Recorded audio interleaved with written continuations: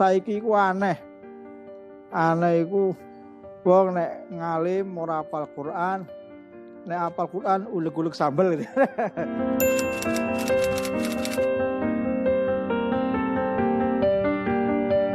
Tentang sarang, tentang Mbah Zubair, tentang Mbah Maimun, itu sudah saya dengar semenjak saya masih kecil. Saya masih SD itu sudah mendengar nama Mbah Zubair dan nama Mbah Maimun. Karena dulu bapak saya itu mondok di Rembang, di Kiai Khalil bin Harun, di Kiai Bisri Mustafa, itu ingin sekali mondok kepada Kiai Zubair.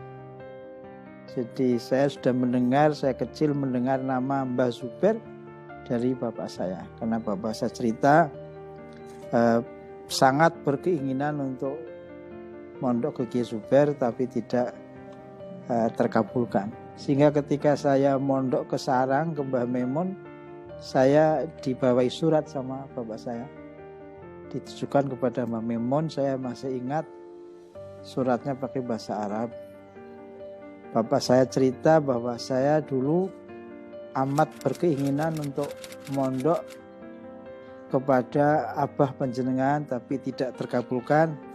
Maka ini anak saya kirimkan sebagai melanjutkan keinginan saya yang tidak terkabulkan.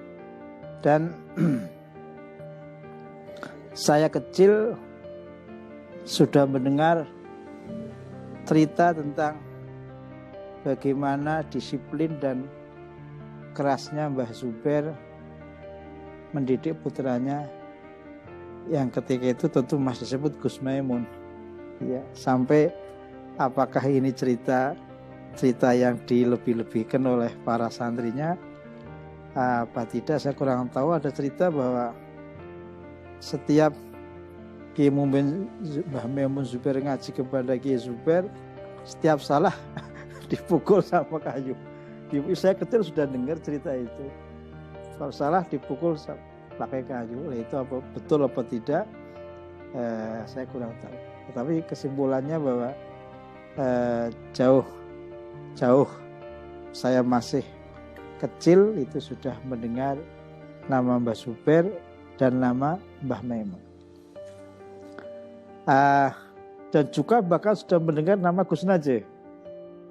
Ya, jadi ya mungkin saya sudah SMP atau pasca SMP sudah mendengar Gus Najih. Artinya Gus Najih itu menjadi semacam kebanggaan para santri-santri zaman dulu. Orangnya khusyuk, disiplin, cerdas, cermat. Sehingga sampai ada santri di sarang itu cerita Gus Najih itu masih muda, masih sekolah. Kalau ditanya masalah apa saja, langsung menjawab, menunjukkan nih kitab ini, halaman ini, buka. Dan sesuai dengan apa yang dikatakan oleh Gus Najih. Jadi saya sudah mendengar nama Gus Najih itu. Saya masih belum mondok itu. Sudah mendengar. Terus saya mondok ke Cirebon, Kiai Mahmud, ngaji Fathul Wahab, kurang 10 lembar, belum khatam itu, kurang 10 lembar. Saya ditimbali pulang sama bapak saya untuk diberangkatkan ke sarang. Akhirnya sekitar tahun 85 ya saya berangkat ke sarang, diantar oleh kakak saya, dibawahi surat itu. Ngaji posonan teng Bangilan, Kiai Misbah. Lah ngaji di Bangilan, Kiai Misbah, saya jalan-jalan bermain ke Pondok Sarang. Sowan Mbah Maimun, Sowan Bakhim. Itu bulan Ramadan sekitar tahun 82, yaitu pas peristiwa gerhana total itu. Saya menghadap Mbah Maimun. Saya masih baru tamat SMP 1 tahun 2 tahun. Saya sowan sana bukan untuk mondok, ya ingin saja sowan kiai itu. Ditemani kakak saya, terus salah seorang santri di Bakhim, saya sowan. Mbah Maimun ketika itu berpuasanan membaca kitab Iqna. Baca kitab Iqna. babnya bab qati'ut thariq. Saya masih ingat beliau baca babu qati'ut thariq, wong bab menakan mukang begal dalan. Kesan saya di situ, santri ngaji itu pakai pulpen. Di Jawa Selatan ini tidak ada santri pakai pulpen, pakai pentul. Mangsi gini, di sana sudah pakai pulpen.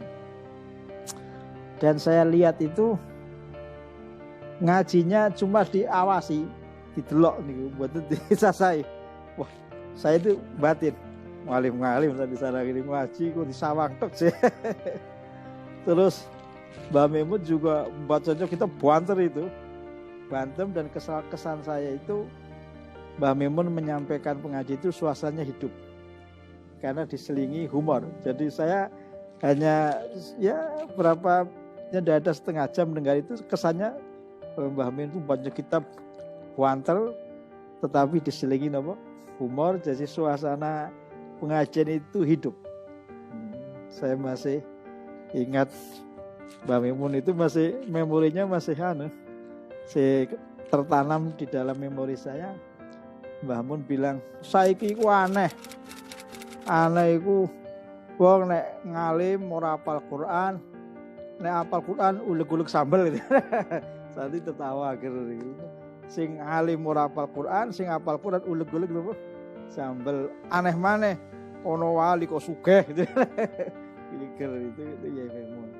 Jadi saya kesan itu, wah Mun itu hebat. Nah, ketika saya pulang ditanya sama bapak saya kan pas itu haji yang lama, pulang terus ditakoni piye Ki Misbah, itu kan temannya bapak saya. Terus saya cerita saya ke Ki Memun, wah muncul kita banter wah ya. saya masih baru SMP, tamat SMP baru 2 tahun 1 tahun 82. Nah itu yang aneh itu ketika saya sowan kakak saya yang sekarang jadi menantu Kiai Khalil Bisri Rembang, terus santri sarang dari Cilacap, ketika sowan pamit itu 3 santri yang disikap saya itu. Saya disikap begini lama begini disikap saya memang saya nggak tahu disikap. Terus kesan bapak saya lagi itu sehingga bapak saya terdorong untuk memondokkan saya ke Sarang. Ada santri sini pindah ke Sarang terus nyurati cerita ngajinya di sana itu. Ketika itu Mbah Mun membaca kitab-kitab induk, membaca kitab Mulil Labib, Muqudul Juman, Fathul Wahab, Asbah Nadhair, sehingga bapak saya terkesan itu, wah ini. Terus saya disuruh mondok ke Sarang. Mestinya kakak saya disuruh kedua-duanya ke sana, tapi kakak saya nggak mau, terus mondok di Kalim.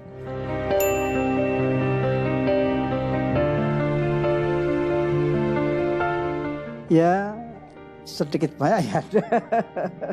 Sedikit banyak itu ya ada beban itu. Apa beban ya, saya takut salah kata. Saya takut kalau jangan-jangan ini tidak sesuai, masalahnya saya pengajian di mana-mana takut terpleset lidah menyampaikan sesuatu yang tidak sesuai dengan apa yang menjadi ajaran Mbah Memun Zubair itu bukan saya. Tetapi selebihnya ya saya merasa mendapat berkah besar, karena yang besar.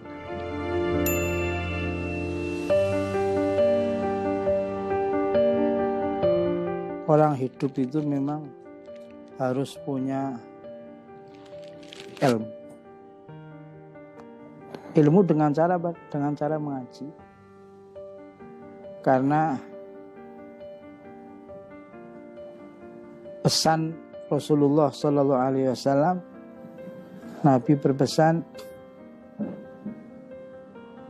an-nasu sinfani, alimun aw muta'allim.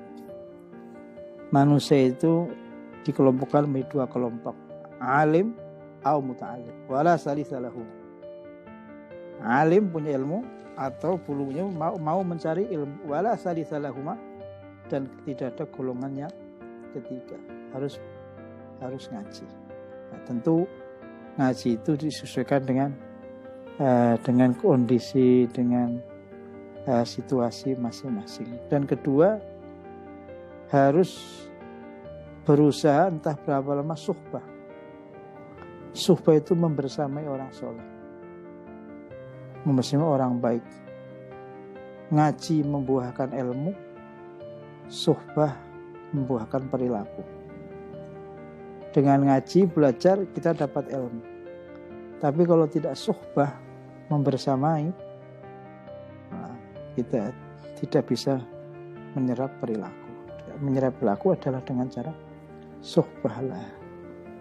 Suhbatu sholihin, suhbatu ahlillah. Lah mungkin masing-masing zaman tingkat suhbahnya itu juga tidak sama. Nah, mudah-mudahan dengan cara sering mengikuti ya online itu juga suhbah, tapi tidak suhbah hisyah, suhbah ruhiyah, suhbah ma'nawiyah. Suhbah ruhiyah itu penting karena apa? Dengan sering mendengar itu kan meskipun jarak jauh, tapi karena bisa melihat langsung dari halnya, maka mungkin ada perilaku yang baik yang terserap tidak terasa. Terus bita'alum dengan belajar memperoleh ilmu, dengan suhbah memperoleh perilaku. Maka saya pernah baca bukunya Said Hawa, ulama dari Syria. Kenapa kitab-kitab itu pasti ada yang sulit. Kitab meskipun kecil pasti kita menemukan ada yang sulit cerna. Itu supaya orang itu tidak merasa mandiri mempelajari sendiri. Harus menghadap guru. Karena dengan mendapat guru bukan hanya dapat ilmu, tetapi tadi itu dapat apa? Perilaku. Itu penting.